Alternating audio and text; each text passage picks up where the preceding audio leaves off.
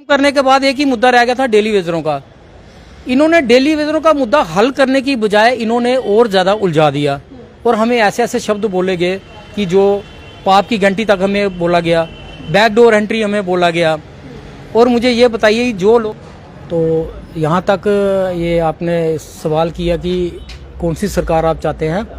आज देखिए, आज जो लोकतंत्र का सबसे बड़ा त्यौहार जिसको ये डेमोक्रेसी में कहा जाता है कि एक सरकार जो हमने देश के लिए चुननी है, तो आज वो शुरू हो चुका है।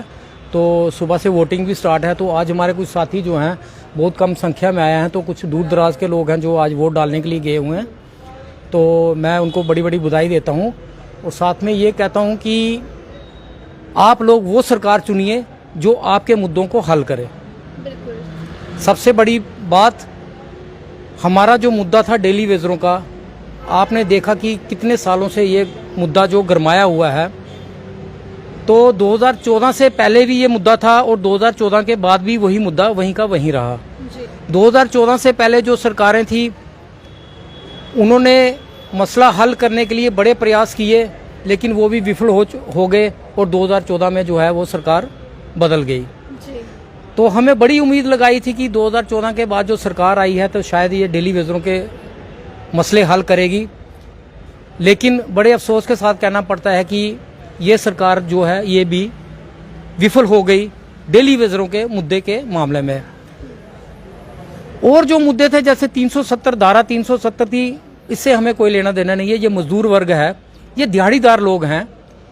यहाँ की जो स्मार्ट सिटी का जो नक्शा आप देख रहे हैं कि जम्मू कश्मीर का जो नक्शा बदला जा रहा है, यहाँ पे झीलें बनाई जा रही हैं, फ्लाईओवर बनाए जा रहे हैं, सड़कें बनाई जा रही हैं, कश्मीर तक रेल पहुंचाई जा रही है, लेकिन डेली वेजर जो है वहीं का वहीं, आज भी उसकी थाली में खाना नहीं है। प्रॉपर तरीके से ना वो अपना इलाज करा सकता है और ना ही वो अपने बच्चों को पढ़ा सकता है, कि जो कि बच्चे ये जो देश का भविष्य हैं। तो अब हमें मेरा जो यहाँ से मेरा जो संदेश है आपके चैनल से मेरे डेली वेजर भाइयों को, कि आपको पूरा हक है इस लोकतंत्र की सरकार को कैसे चुनना है। आपको पूरा हक है। आपने देख लिया कि 2014 के बाद ये जो सरकार बनी थी, हमने जिन पे उम्मीदें लगाई थी ये भी खरी नहीं उतरी। तो मुझे नहीं लगता कि हमारा जो डेली वेजर जो है वो इस सरकार की तरफ झुकेगा। तो मेरा तो यही कहना है कि अगर सरकार ये अपने होते हुए हमारा कुछ मसला हल कर देती तो शायद हमारे डेली वेजर इस सरकार के बारे में कुछ सोचते। कितनी उम्मीदें, जिस प्रकार से जम्मू एंड कश्मीर की बात की जाए, केंद्रीय गृह मंत्री अमित शाह का भी दौरा फिर से हुआ था। वहीं पे उधमपुर में बात करें, 12 तारीख को प्रधानमंत्री नरेंद्र मोदी जी भी आए थे, लेकिन आपका जिक्र कहीं पे नहीं हुआ। इसको किस प्रकार से देखते हैं? देखिए, हमने बड़ी उम्मीदें लगाई थी कि प्रधानमंत्री जी जो हमारे यहाँ पे आए तो कुछ डेली वेजरों के लिए कुछ तोहफा लेके आए, लेकिन उससे पहले हमारे ये अमित शाह जी आए थे। और इसके बाद अभी तो चुनाव शुरू हो चुका है, तो इसमें उनका तो एक ही टारगेट है कि किस तरह लोगों से वोट हासिल करना। लेकिन ये लॉलीपॉप इन्होंने पहले भी हमें दिए थे कि जैसे ही हमारी सरकार बनेगी हम लोग आपका मसला जो है वो हल करेंगे। तो वो तो ये फेल हो चुके हैं, क्योंकि 2014 ललकार रैली में इन्होंने जुगल किशोर जी का ऑन रिकॉर्ड भी है, इन्होंने बोला था कि दो ही बड़े मुद्दे हैं इस जम्मू कश्मीर में, एक तो है डेली वेजरों का और दूसरा है 370 धारा। 370 जो धारा थी इन्होंने रातों रात उसको खत्म कर दिया। तो उसके खत्म करने के बाद एक ही मुद्दा रह गया था डेली वेजरों का। इन्होंने डेली वेजरों का मुद्दा हल करने की बजाय इन्होंने और ज्यादा उलझा दिया और हमें ऐसे ऐसे शब्द बोले गए कि जो पाप की घंटी तक हमें बोला गया, बैकडोर एंट्री हमें बोला गया। और मुझे ये बताइए, जो लोग आपके घरों तक पानी पहुंचा रहे हैं या बिजली पहुंचा रहे हैं, तो वो लोग कौन सा गुनाह कर रहे हैं? अगर आपके परमानेंट एम्प्लॉई इस वक्त 25% परमानेंट एम्प्लॉई जो है वो डिपार्टमेंट में रहा है, 70% जो है वो यहाँ से चला गया है रिटायरमेंट होके। तो आज अगर ये 100% जो है, ये 80% जो काम है जो डेली वेजर कर रहे हैं, मुझे बताइए ये कौन सा गुनाह कर रहे हैं? तो एक होता है कि नेचर ऑफ वर्क के ऊपर क्या होता है कि नेचर ऑफ जो वर्क होता है कि एक सुप्रीम कोर्ट की भी एक वर्डिक्ट है, उन्होंने बोला कि जो नेचर ऑफ वर्क पे जो भी एम्प्लॉय काम करता है उसे वही वेतन देना चाहिए।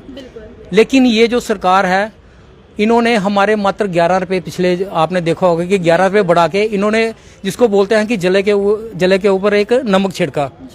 तो आप खुद ही हिसाब लगाइए कि इन सरकारों से हमें क्या उम्मीद है। हमें तो अब कुछ सोचना पड़ेगा ना, हमें कुछ और हल सोचना पड़ेगा। तो अब आने वाले चुनाव, अभी ये जो लोकसभा के चुनाव तो अभी शुरू हो चुके हैं, तो इसके बाद तो ये अपने असेंबली के चुनाव भी आने वाले हैं। तो इसमें भी हम फिर वोट की चोट जो है वो तो देने के लिए हम तैयारी करेंगे। कहीं न कहीं अगला आपका इनिशिएटिव क्या होगा? जिस प्रकार से आपने प्रोटेस्ट भी किए, सड़क भी बंद की, पानी तक बंद किया, लेकिन उसके बावजूद भी आपको नतीजा कुछ भी देखने को नहीं मिला। अगर यूं ही चलता रहा तो अगला स्टेप आपका क्या होगा? अगर अभी भी आपकी मांगे नहीं पूरी की गई, अगर अभी भी आपको अनदेखा किया गया, तो क्या कहेंगे इस पे? देखिए, हमारी जो एजिटेशन है, हमने जब शुरू की थी, हमने एक ही चीज़ बोला था कि अभी नहीं तो कभी नहीं। और जो हमारी जो है, जब तक हमारे मसले हल नहीं होंगे तो हमारी घर वापसी नहीं होगी। तो ये जो यूनाइटेड फ्रंट जो एक बना है, ये एक ही मुद्दा लेकर चला है, वो है डेली वेजरों का मसला हल करवाना। तो ये आपने देखा कि चुनाव के दौरान, आज चुनाव शुरू हो चुके हैं, तो यहाँ पे कोड ऑफ कंडक्ट भी लगा हुआ है। तो हमारे ऊपर काफ़ी दबाव था कि आप रैलियाँ नहीं निकालोगे, आप एजिटेशन नहीं करोगे, लेकिन हमारे पास कोई दूसरा रास्ता नहीं है। अगर ये सरकार हमें टाइम पे तनख्वाह दे दे, हमारा बकाया वेतन दे दे, हमारा जो एसआरओ जो बनता है, जो इन्होंने कुछ एसआरओ होल्ड भी किए हुए हैं, और कुछ अभी आपने देखा कि पिछले दिनों में हमारे 5 जो ऐसे कोर्ट केस थे जो हाई कोर्ट से भी हमारे वर्डिक्ट आए हैं, जिसमें कि वो डेली वेजरों के हक में हुए, उनको एसआरओ 64 लगा। तो इनका अब ये कि डेली वेजर है कि एक गरीब तबका है, कितने लोग मुझे ये बताइए कि ये कोर्ट में जा सकते हैं?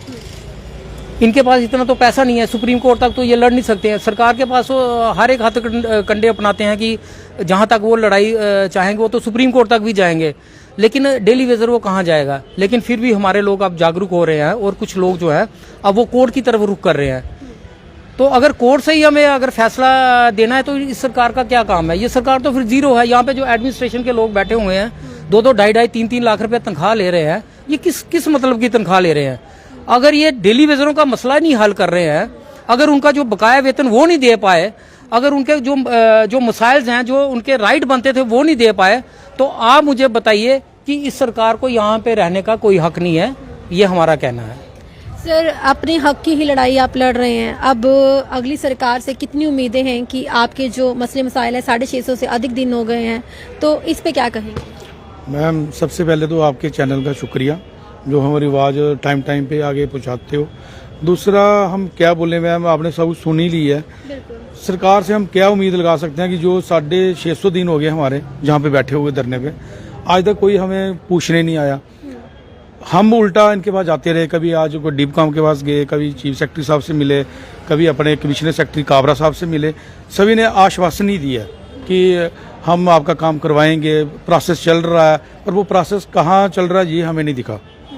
फिर अब हम देखेंगे, अब इलेक्शन आ गई है, हम सोचेंगे कि अब हमें भी हमारा भी हक मांगने का टाइम, हमें मौका मिल गया कि हम क्या करें।